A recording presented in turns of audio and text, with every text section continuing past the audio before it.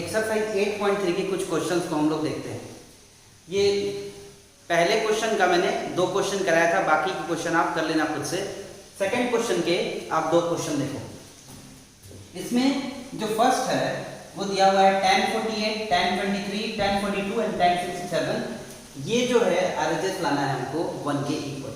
तो आप देखो सॉल्यूशन इसका, तो हमारा जो LHS है वो है tan 48, tan 23, tan 42 और tan 67। अब आपको देखना है इसमें कि कौन से 2 एंगल जोड़कर 90 डिग्री हो रहे हैं। तो आप देखो यहाँ पर tan 23 और ये 67 जोड़कर कितना हो रहा है 90, और tan 48 और tan 42 ये हो रहा है जोड़कर 90। यानी जो रिलेशनशिप है कॉम्प्लीमेंट्री का इनके बीच में ही लगेगा। तो अब हमें क्या करना है, किसी एक को चेंज करना है और एक किसी को चेंज नहीं करना है। यानी दोनों में से अब हमें क्या करना है कि दोनों में से किसी एक को चेंज करना है। तो यहाँ आप देखोगे कि इसको हम tan 48 को चेंज करते हैं। तो tan किसमें चेंज होगा, तो आपको पता है कि tan का कॉम्प्लीमेंट्री होता है कोटैन यानी कॉट। तो tan 48 है। अब 2 तरीका है हमें चेंज करने का। पहला तरीका ये है कि हम tan को डायरेक्ट कॉट में लिख दें और एंगल को, फिर आपको बताया कि थीटा को जो, तो हम दूसरा वाला मेथड लगा रहे हैं। हम क्या कर रहे हैं, tan को डायरेक्ट कॉट में चेंज कर रहे हैं। तो ये हो गया 90 माइनस 48। इसके बाद tan 23 को हम अभी एज इट इज छोड़ देते हैं। इसके बाद tan 42 तो एज इट इज लिखेंगे क्योंकि इसका जो था वो चेंज हो गया है। अब हम tan 67 को चेंज कर देंगे। तो tan 67 को लिखते हैं हम cot 90 डिग्री माइनस 67 डिग्री। यहाँ आप देखोगे हमने सेकंड वाला मेथड लगाया है इसके पहले वाले वीडियो में जो आपको बताया था। तो यहाँ पर cot 90 में से कितना जा रहा है, ये 48। तो 90 में से 48 जाएगा तो कितना बचेगा, ये हो जाएगा cot 42 डिग्री। tan को हम एज इट इज छोड़ देंगे। यहाँ पर tan 42 डिग्री और यहाँ पे cot 90 में से 67 जाएगा, कितना बचेगा, तो होगा 90 में से 67 जाएगा तो होगा cot 23 डिग्री। अब आप देखोगे यहाँ पर cot 42, यहाँ पे tan 42, यहाँ पे tan 23, यहाँ cot 23। अब इसको अरेंज कर लेंगे हम, तो ये हो जाएगा cot 42 इंटू cot 42 के साथ लिखते हैं tan 42 को, सब मल्टीप्लाई में है तो हम अरेंज कर सकते हैं इस तरह से। इसके बाद tan 23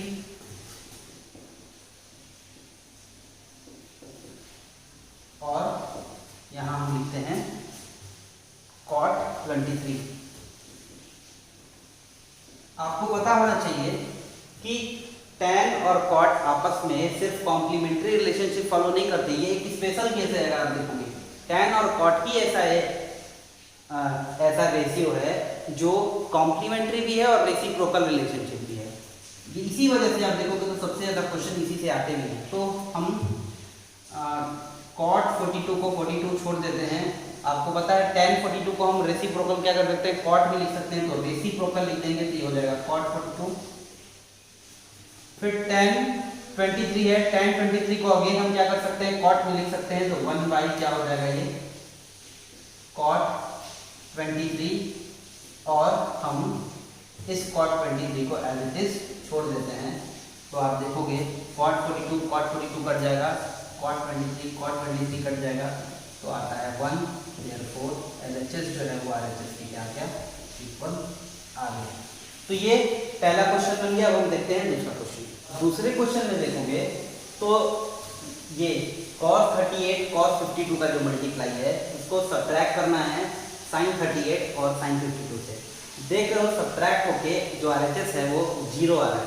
यानी कि हम लोगों को कैसे भी करके इसको 0 लाना है। तो 0 कब कैसे होता है कोई सब्ट्रैक्शन में, जब दोनों चीज इक्वल आ जाए तभी वो क्या होता है, माइनस होके दोनों सेम आ जाए तो माइनस होकर क्या होगा, वो 0 होगा।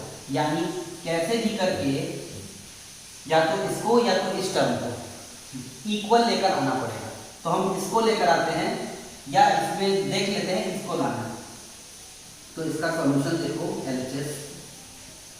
तो यहाँ पर cos 38 है और cos 52 है।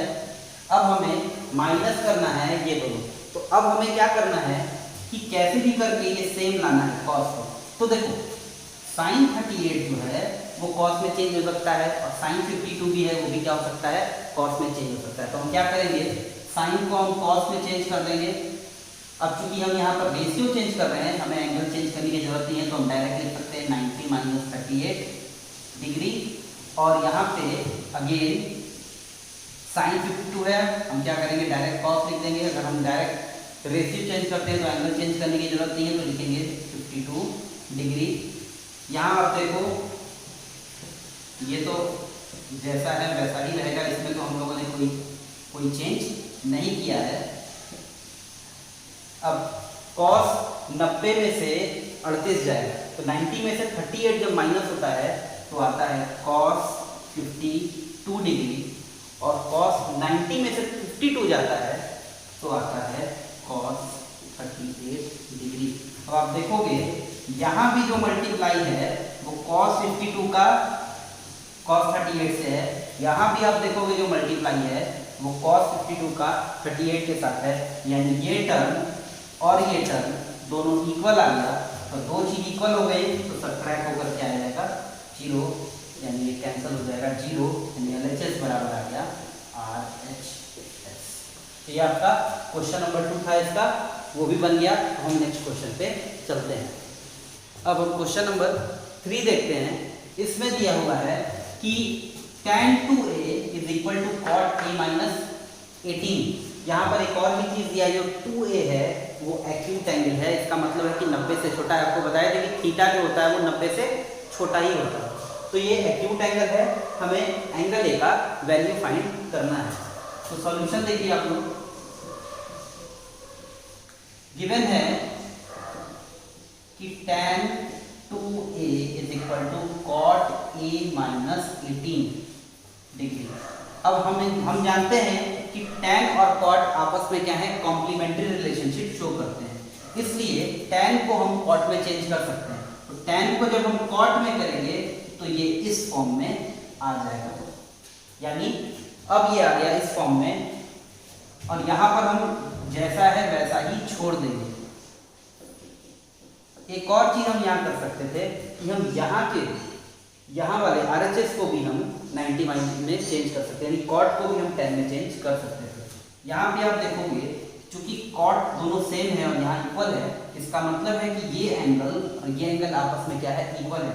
यानी देयरफॉर 90 डिग्री माइनस 2a जो है वो एंगल, ये जो एंगल है cot का, वो ये एंगल बराबर है, यानी a माइनस 18 के ये इक्वल है।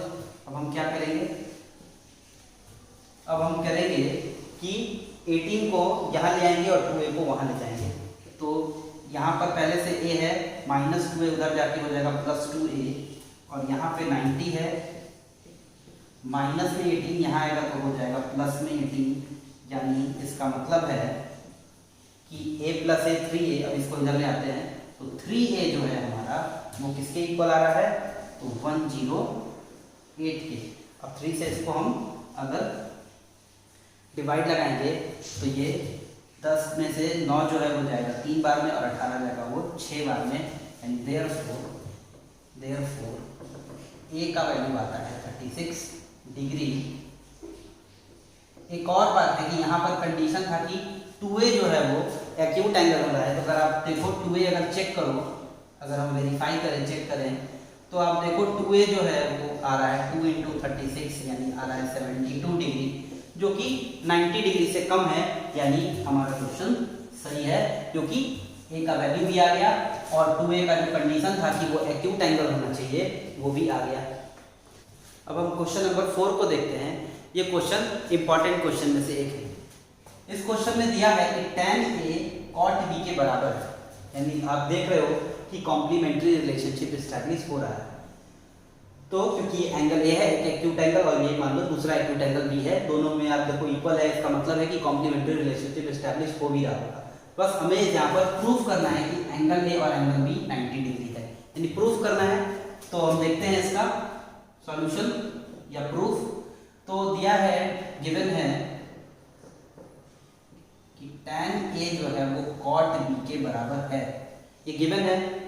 देयरफॉर हम क्या करते हैं कि एक किसी को चेंज कर सकते हैं। आपको पता है कि tan और cot जो है आपस में कॉम्प्लीमेंट्री रिलेशनशिप शो करता है, तो हम एक किसी को चेंज कर देते हैं। यहाँ tan को हम cot में चेंज कर सकते हैं, तो tan को cot में चेंज करके भी हो जाएगा cot 90 डिग्री माइनस A।